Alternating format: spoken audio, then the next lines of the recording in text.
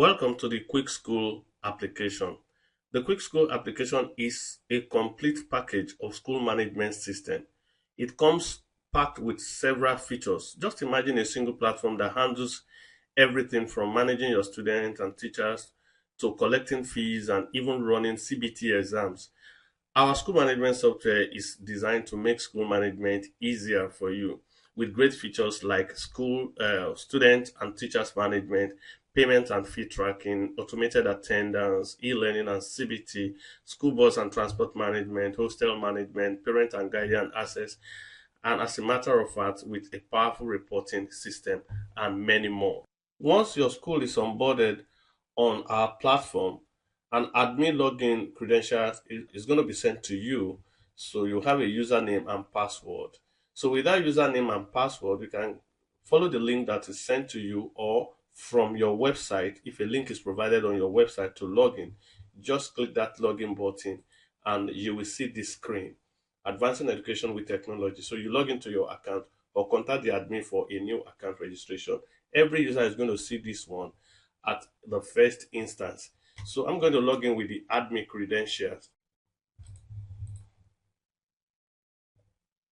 So with my admin credential, I'm logging in into the dashboard. The application gives the admin super user two privileges: to access the dashboard and to access the core back end of the settings, which is the main setting area.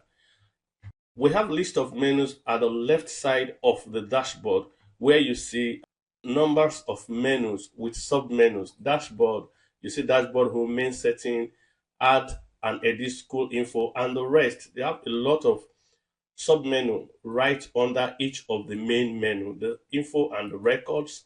We have the student management information, with attendance management, exams and results, staff management tools, payments and bills, school bus management, the CBT, e-learning, the help center, archives, and then the settings where you every user can change their check their profile, update their profile, reset their password, or simply log out. So as the admin super user, the first thing I need to do is to set up the school.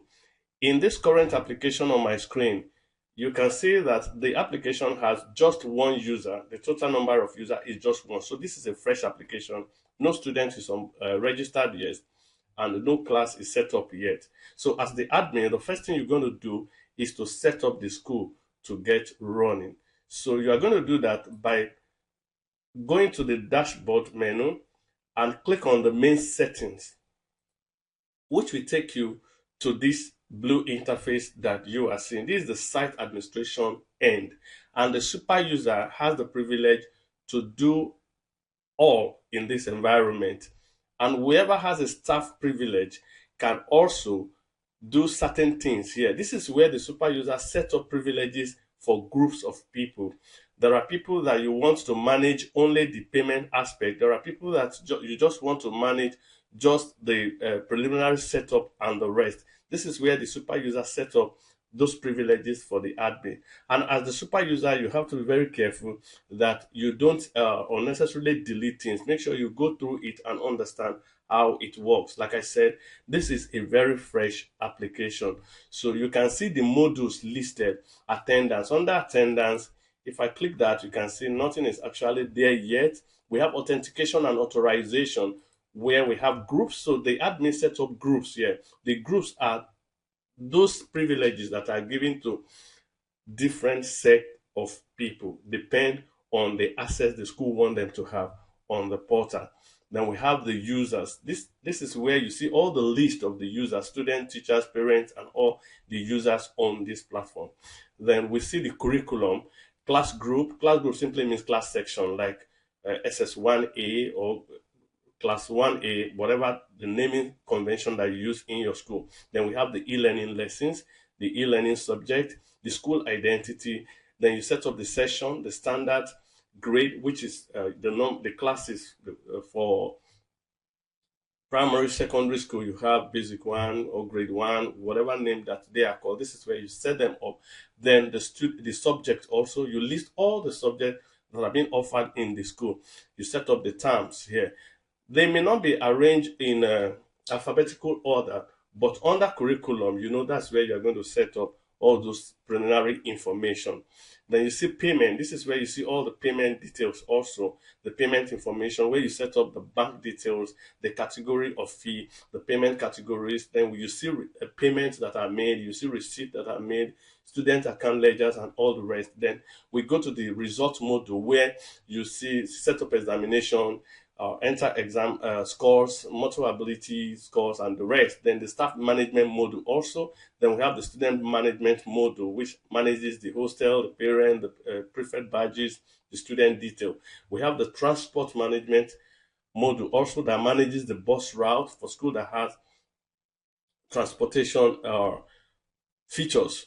Then we have the students on bus route. That's where you see all the students and their routes. You manage it from there. Of course, we have the user module also where we see the school department, set up departments. If you have different departments in the school, then you can see all the user profile. The user profile are automatically generated each time a user is registered on the platform. So this is the basic interface that the super admin is going to use to set up the school. So the first thing to do is to set up the school identity. So under curriculum, you will see the school identity setting. So I'm going to click the school identity setting, and you see that here there is no identity for the school. So you are going to set up your school identity. This is where you upload your school logo, your school name, the address, and you're going to do that as a super admin yourself. So I'm going to set up one, for instance. So you go to add school identity, and you can see the name, the address line 1, the phone number of the school, the phone number 2 if you have, the email address. Then you can upload the logo of the school. Then if you have register signature that you want to show on student ID card, student report card, you can upload your signature here. Otherwise, the system will generate a digital or signature on each of those document, like the results, the identity card, and all that. So if you don't want to upload signature, you may not upload signature. But for the school logo, you need to upload your school logo so that it can go along with all the documentation on the portal. So let us register the school identity. So I'm going to register this as Quick School. I'm going to call it Quick School Institute. Then the address line 1, I'm just going to say 5 Martins Luther King Street. Then our street is wrong there. And then we have say Lagos. Then the phone number, I'm just going to put a phone number there. If I have 2 phone numbers for the school, we're going to enter it there. Then the school email address. So let us just keep it at Quick School. So then the school logo, just click to choose the file here and upload your school logo. If you don't upload the school logo, the Quick School logo is going to be showing on your document. So it's very important that you upload your school logo. So once you click the choose file, it will take you to your phone if you are using your phone to set up, or to your file folder rather on your computer. So I'm going to save this, and the school identity is registered. You don't need to register the school identity, another identity. Your school actually has one identity, which is the school name, the phone numbers, and all that. Even if you have several campuses, you just need only one identity to appear on all your documents. Now we can see here that there is no way that you can add another school identity, so it is only once. You can edit it. You can come there and click on it if you have made mistake in the initial registration. So you can come and then make corrections to whatever mistake you've made, and then save it. Of course, if you made mistake and you want to delete the school identity, there's a delete button by the right bottom side where you can just delete the school identity, or you edit it. So with this, we have set up the school identity, uploading the logos, putting the school name, and then the phone number and the addresses. This is the first thing that you need to do to get your portal running. The next thing we want to do is still under the curriculum, where we will set up the session. We are going to register the current session. So I click on section. Then you see add section up at the right top corner.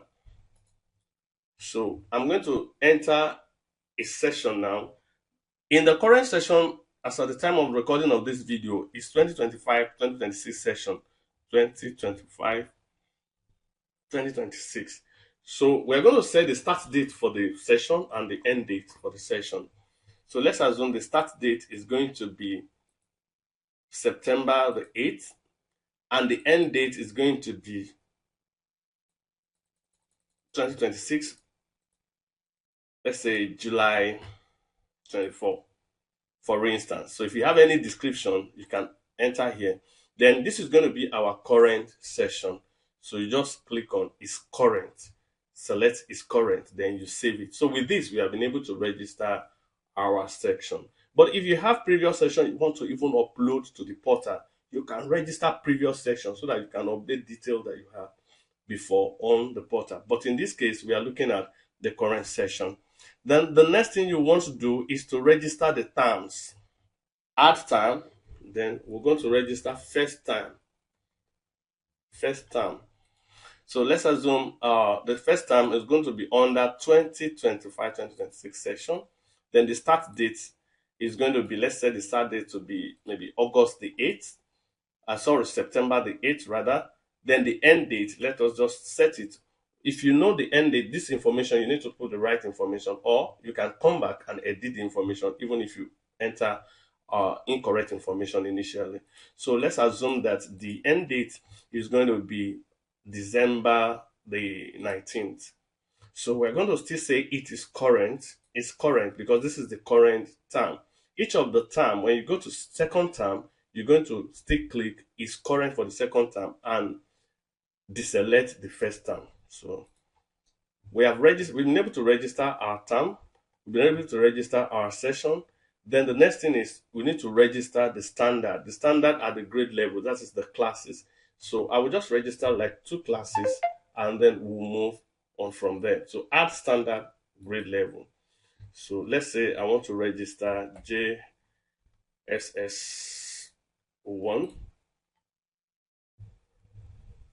And then the form teacher, I don't need to put anything in the form teacher because we have not set up any form teacher. Then the promotional order, we are going to come back to that. Then the description, I can just maybe junior secondary school 1, or you may leave it blank. Oh, JS1, it said the promotional order is required. As you can see that the promotional order is required for this. So we have an error here that says that the field is required promotion order. Promotion order simply means the hierarchy of the classes from the nursery class to the SS3 class. You can start from 1 for the least class and then go 2, 3, 4 till the last. So for this, I'm just going to enter 10. I'm just going to enter 10 here because it is required. We can edit it later. This is JS1. So I've entered promotion order 10. We are going to come back to it to edit it so that it can be in the right order. So we save that. So you can see we've been able to register a class JS1, and then there's no form teacher yet. We're going to set the form teacher automatically. Then the next thing we want to do is to register the class groups. But before we register the class group, let's go back to the standard and register maybe 2 more standard. So let's say we want to register JSS2 now, and we'll say the promotional order will be 11 this time because it is the next after JS1, Junior Secondary School 2. So we have registered that. You can quickly do it by just going to JSS3, and then that's going to be our 12 now. And then there's save and add another, so it will be faster for you, or save and continue editing. So I'm going to say save and add another. So I'm going to add SS1 now, or let's call it SS1, and that's going to be 13 now. We already have 12, 13, so I call it Senior Secondary School 1. You may leave the description. Then SSS2, that's going to be 14 now. and senior secondary school 2. Oh, sorry. Or the promotional order, we've already entered it. So you always encounter some errors like this. So we'll go to SS3, and the promotional order is going to be 15, and description is going to be senior secondary school 3. So with this, we have set up some classes. You can see JS1 as 10, 11. Like I said, we can edit all this as we register all the classes so that it can be in the right order. You can add description, you may not add description. For the form teachers, you don't need to add form teacher. As a matter of fact, we have not even registered any form teacher on this platform. So the next thing we want to do is to set up all the subjects. This is the way you will register all the classes for the school. Then you go to the subject. So you are going to register all the subjects that are being offered in the school. So I will start, you give it subject ID. So I put ENG for English. Then I can call that English language. If you have description for it, you can just go ahead and do that. So we're going to add math. I call them mathematics. These are just basic subjects. If you have description, enter the description, save and add another. So I'm going to add maybe physics.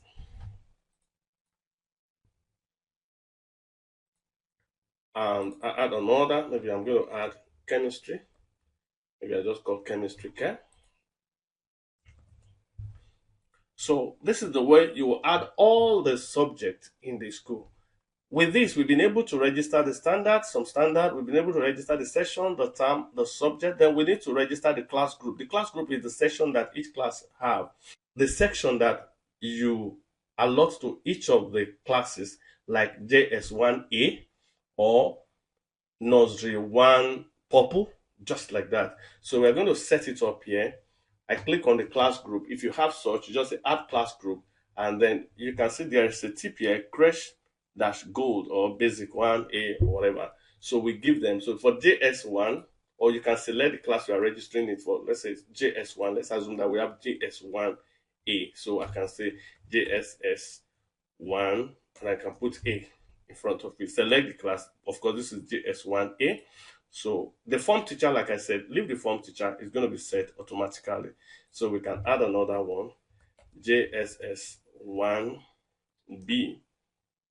Then I will leave JS1 because that's the standard that is referencing it is JSS1. So I'm going to save that. So with this, I'm registering the class group, and that's the way you will go registering all the class groups. So with this, we are done with the initial setup, setting up the school identity, the standard, the section, the term, the subject, and the class group. So in the next video, we will go ahead to begin to register user.